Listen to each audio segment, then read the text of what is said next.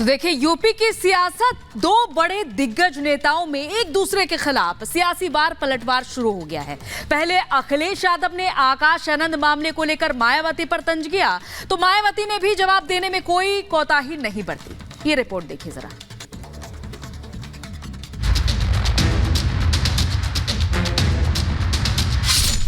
SP और BSP की नई तकरार। आनंद का नाम, अखिलेश पर माया का तंज।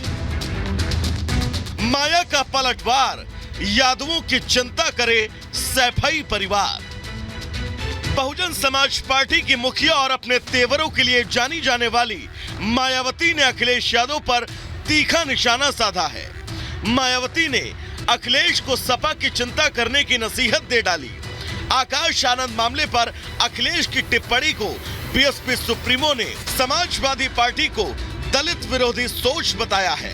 दरअसल मायावती और अखिलेश की तूतू मैमे की कहानी उस समय शुरू हुई जब बीएसपी में आकाश आनंद को उनके पद से हटा दिया गया। इसी को लेकर अखिलेश ने बीएसपी पर चुटकी ली थी, जिसके बाद मायावती अखिलेश पर भड़क गई और सपा को उनके पुराने कारनामों की याद दिला दी।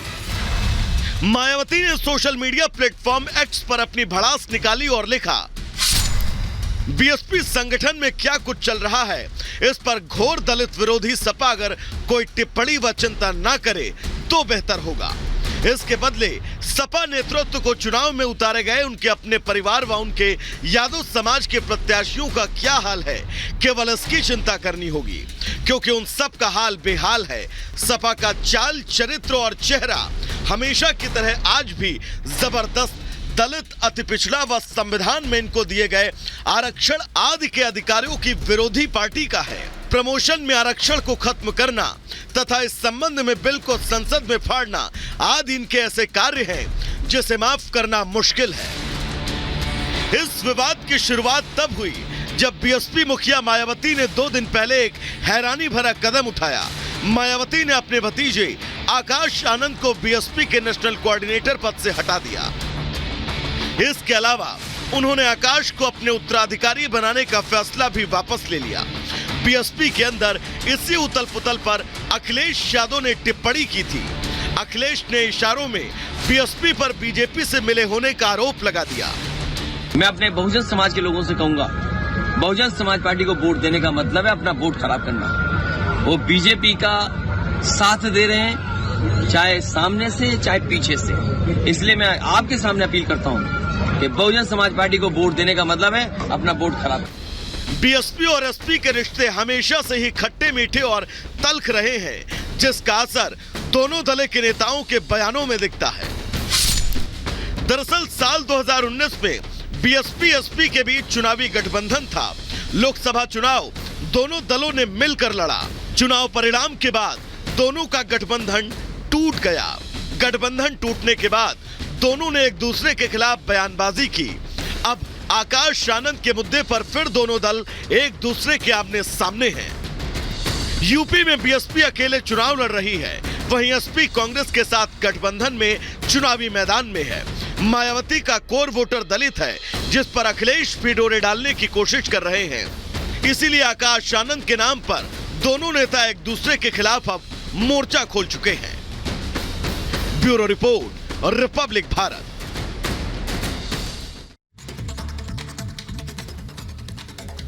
आगे बढ़ेंगे और इस समय खबर मिल रही है आंध्र प्रदेश से, जहां पर एक बड़ी कार्रवाई की है और भारी मात्रा में कैश बरामद किया गया है। 8 करोड़ रुपए कैश बरामद किए गए हैं। आंध्र प्रदेश का एनटीआर जिला, जहां ये बड़ी और अहम कार्रवाई की गई है।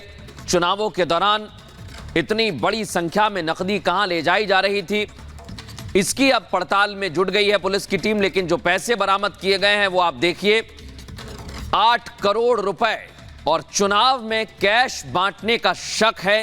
पुलिस इस दिशा में भी जांच कर रही है। अनूप, ये तस्वीर आप देखिए, ये नोटों का बंडल 8 करोड़ 8 करोड़ राशि बताई जा रही है आंध्र प्रदेश के एनटीआर से बरामद की गई, क्योंकि चुनाव है। चुनाव के दौरान इस कैश की बरामदगी कई सवाल खड़े कर रहे हैं। आखिर ये पैसे किसके हैं? कौन है जो पैसे लेकर जा रहा था जहां से बरामदगी हुई है? अब इनको देखिए, आप इनको देखकर आप समझिए कि ये पहाड़ जो बंडल जो है ये 8 करोड़ रुपए के हैं और कहां जा रहे थे, ये सबसे बड़ा सवाल बन गया है। चलिए बढ़ते आगे और देखते हैं 2 मिनट में भारत।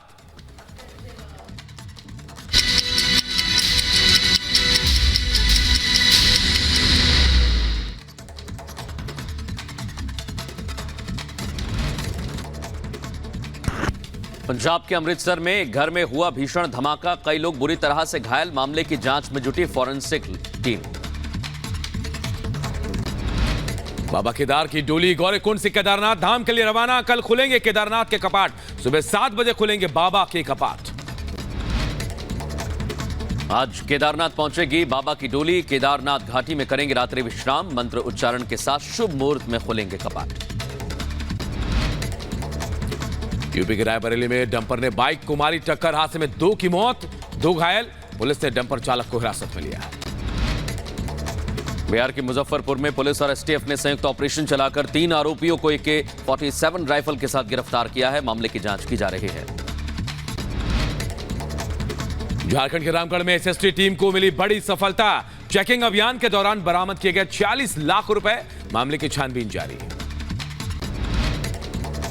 दिल्ली बीजेपी नेता कपिल मिश्रा ने विपक्ष पर बोला हमला, कहा जैसे बंदूक वाले जिहादियों को हराया वैसे वोट के जिहादियों को भी हराएंगे। बीजेपी नेता नवनीत राणा के बयान पर एमआईएम प्रवक्ता वारिस पठान का पलटवार, कहा अमरावती से बुरी तरह आ रही है नवनीत राणा, सदमा लगने की वजह से बर्दाश्त नहीं कर पा रही है। बीजेपी के फायर ब्रांड नेता नवनीत राणा ने माधवी लता के समर्थन में जनसभा को संबोधित करते हुए ओवैसी बंधुओं पर जमकर निशाना साधा। कहा 15 सेकंड में ही छोटे बड़े भाई का पता नहीं चलेगा। गुरुग्राम से कांग्रेस प्रत्याशी राज बब्बर का बीजेपी पर हमला, कहा राज बब्बर को पता है उनका वोट बैंक कहां है और उनको कैसे खुश करना है। राज बब्बर ने की मामन खान की तारीफ। यूपी के शाहजहांपुर में सपा अध्यक्ष अखिलेश यादव ने बीजेपी पर कसा तंज, कहा जिन युवाओं का पर्चा लीक हुआ वो करेंगे गर्मी शांत। आकाश आनंद को लेकर बसपा सुप्रीमो मायावती का सपा पर तंज, कहा हम पर भी टिप्पणी करने के बजाय अपने उम्मीदवारों पर ध्यान दें।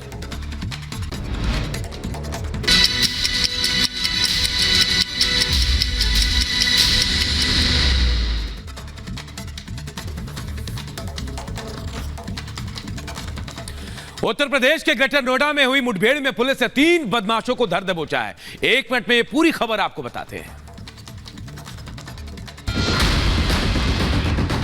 यूपी के ग्रेटर नोएडा में हुई मुठभेड़ में पुलिस ने एक बदमाश को धर दबोचा। पुलिस के मुताबिक कुणाल शर्मा की हत्या के आरोपी बदमाश फिर से किसी बड़ी वारदात को अंजाम देने वाले थे। इसकी जानकारी मिलने के बाद पुलिस ने चेकिंग अभियान चलाया। पुलिस ने बताया कि आरोपी गिरफ्तारी से बचने के लिए भाग रहे थे। जब पुलिस ने उन बदमाशों का पीछा किया तो उन लोगों ने पुलिस के जवानों पर फायरिंग शुरू कर दी। जवाबी कार्रवाई में पुलिस के जवानों ने बदमाशों पर गोलीबारी की। पुलिस और बदमाशों के बीच हुई मुठभेड़ में बदमाश के पैर में गोली लग गई, जिससे वो घायल हो गया।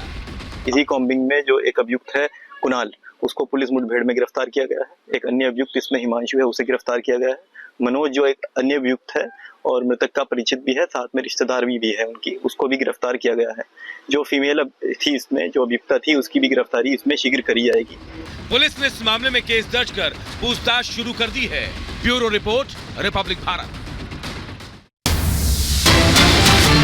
इस बीच ये बड़ी खबर सामने आ रही है। बीजेपी नेता अमित मालवीय का ट्वीट आया है। उन्होंने हिंदुओं की हिस्सेदारी 7.8% कहा है कि घटी है और 1950 से लेकर 2015 के बीच हिस्सेदारी घटी है। मुस्लिमों की आबादी 43% बढ़ी है। तो अमित मालवीय ने ट्वीट करके बताया कि मुस्लिमों की आबादी 43% बढ़ी है, जबकि हिंदुओं की हिस्सेदारी 7.8% घटी है और यह आंकड़ा